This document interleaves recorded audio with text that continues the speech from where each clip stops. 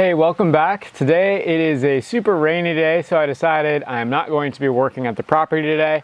And I thought a good video to do now that our slab foundation is completely complete is to talk about exactly how much it cost us and literally go through every single thing that we had to buy to get this foundation done. So I've got my laptop here. I keep a very detailed budget tracking spreadsheet for everything that we buy on this project, including not only the materials and labor that we're hiring out, but also all the tools I have to buy and any consumables used for the project. So specific to our foundation, let's jump right into it. I'm gonna sort of list all of the items in kind of a chronological order of when we had to buy them. So it will go from basically the excavation all the way through to the slab pour. Just a refresher, this is a 36 by 40 rectangular foundation. It's 5 courses of block sitting on an 8 by 16 footer, and the slab is 5 inches thick, poured flush with the top of the blocks.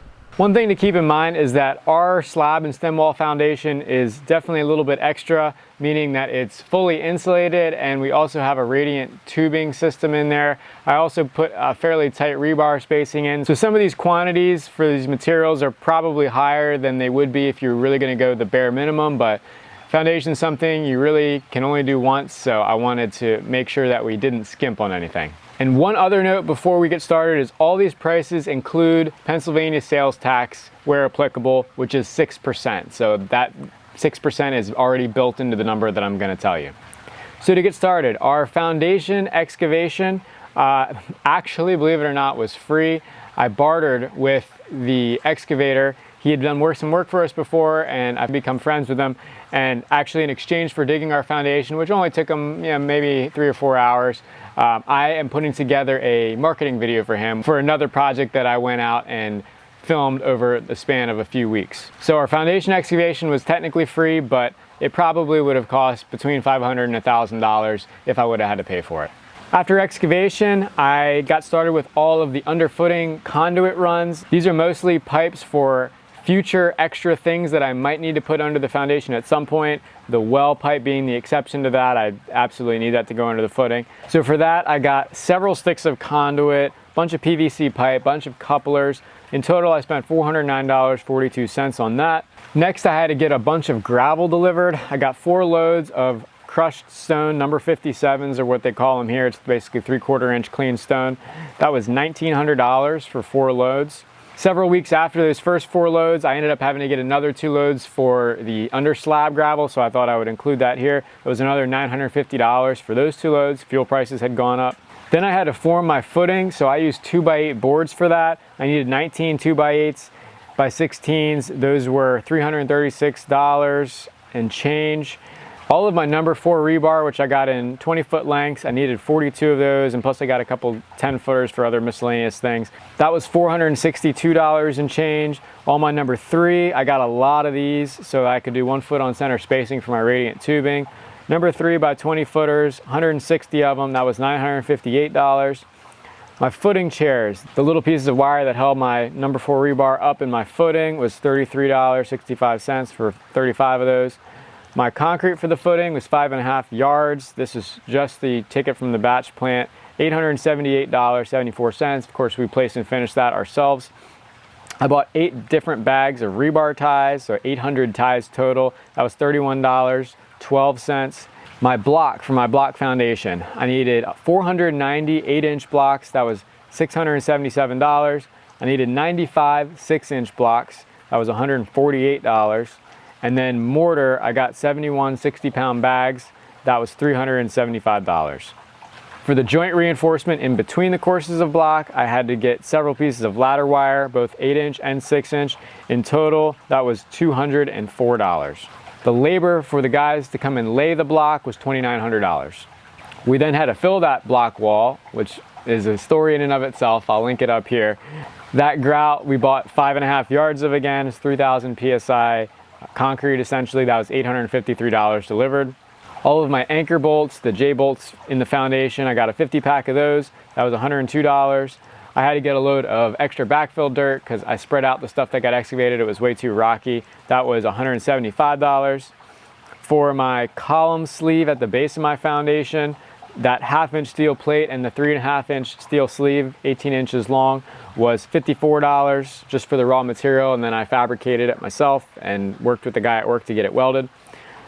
I had to do 4 Titan screw anchors for that, just over $20. All of the concrete bricks to hold my number 3 rebar up was $57, 90 of those bricks. My roll of vapor barrier and a roll of 4-inch tape to go along with it, that's 10 mil vapor barrier, so a little bit thicker than normal, was $230. I think the vapor barrier was about $200, the tape was like $30. All of my under slab insulation, so that's down the stem walls to the top of the footing and then also all the way underneath the slab, that was $2,200. I believe that was like 61 sheets of 4x8 by 2-inch thick insulation. I got a tube of foam adhesive to help it adhere the stuff on the walls. That was $7.95.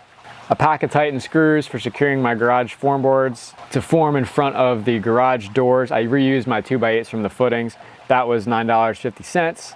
Now another category I wasn't sure whether I should include in this or not is my underslab plumbing, which definitely was an expense. I did do all the labor myself, so it is just materials, but it was technically part of the foundation. It's cast in place there, so I figured I might as well include it. Our underslab plumbing isn't that crazy extensive. I didn't have to buy that much material for it. I also didn't keep a super tight record on my receipts for this underslab plumbing, so this is going to be plus or minus $100 or so, but I had to get 3-inch pipe, 2-inch pipe, a whole bunch of fittings, T's, Y's, 45 bends, 90 bends, a bunch of PVC cement, several cans of primer and cement.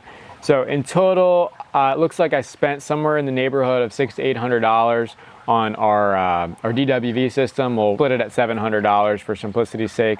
I bought a pipe for our radon system, which is nothing more than just a piece of T-shaped pipe in the ground.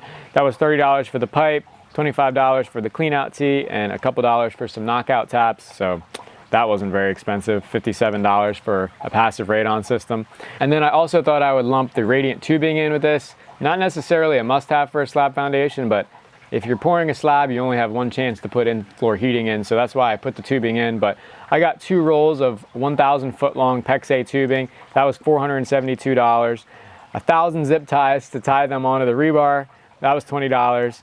$40 for PEX staples, which I ended up only using like 5 of, so that was kind of a waste. I got a piece of unistrut and some pipe clamps for securing my sweeps for the PEX-A. That was $30 in total. I realized I don't have the sweeps in here. I think that was like $12 total for 6 of those. And then I had to get a pack of 1/2-inch T fittings when I piped all of my radiant together so I could pressurize it with air. That was $14.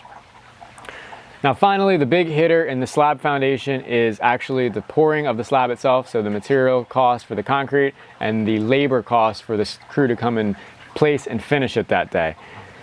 3 truckloads, 10 yards each, of 4,000 PSI concrete with fiber was $4,638, and the crew for pouring and finishing labor was $3,700. However, he did offer to give $500 back because of the poor job that they did. So that really is going to be about $3,200. We also have not technically paid our bill for the $4,600 concrete that we bought. The trucks were super late. That's a whole different story. You can watch our last video on it. But $4,600 was the full price for those 3 trucks. So all said and done, what we have into our foundation, excluding my time, is $23,040. If you took out the underslab plumbing and the hydronic tubing, it takes it down to $21,813 total, which I don't think is that bad. It's a 36 by 40 foundation. It's quite a bit of material. It's got to go in there. It's definitely overbuilt with the amount of rebar, the fully filled block wall. There's a lot of things that we could have skimped a little bit more on, but again, you only have one chance to do a foundation. You might as well do it right. Another thing that I can't forget about that I've kind of tallied up separately is all the different tools that I had to buy to make this happen, because you can't just build a foundation with absolutely no tools or maybe just a hammer and a saw. There are a few specialty items that I had to purchase in order to make this job happen. For that, I got a new shovel, 15 bucks, a rebar bender, 35, a hand tamper, 38, a whole load of concrete nail stakes, the black form stakes that have holes in them. That was $250 in stakes. Concrete float, $25. A mini concrete hopper, that's the funnel that I hooked onto the end of the truck to help pour our footings. That was $181. A rebar wire twister, $9. My Bosch rotary laser level that helped me in determining elevations of our stone and everything, that was $424. I rented a plate compactor for the gravel underneath our footing, that was $80. I rented the same compactor before our slab was poured, that was $58. I did it in 4 hours instead of a day. I got a concrete placer rake, $36. The cordless DeWalt concrete vibrator that we used for our grout wall, that was $164. A 50 by 50 foot tarp, which is a specialty item to cover the entire foundation, that was $138. An 1.1/8" SDS plus bit for my rotary hammer to drill some conduit holes in the foundation, $32.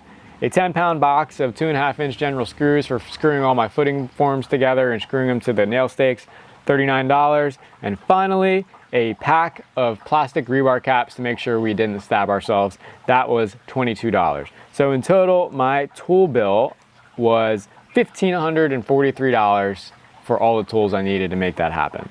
So if I were to add up everything that we spent on the foundation and down to the smallest of tools and consumable items, our labor, our materials, everything excluding my labor time basically, we are just under $25,000 for our 36 by 40 footing, stem wall, and slab foundation with radiant heat and all the under slab plumbing in it.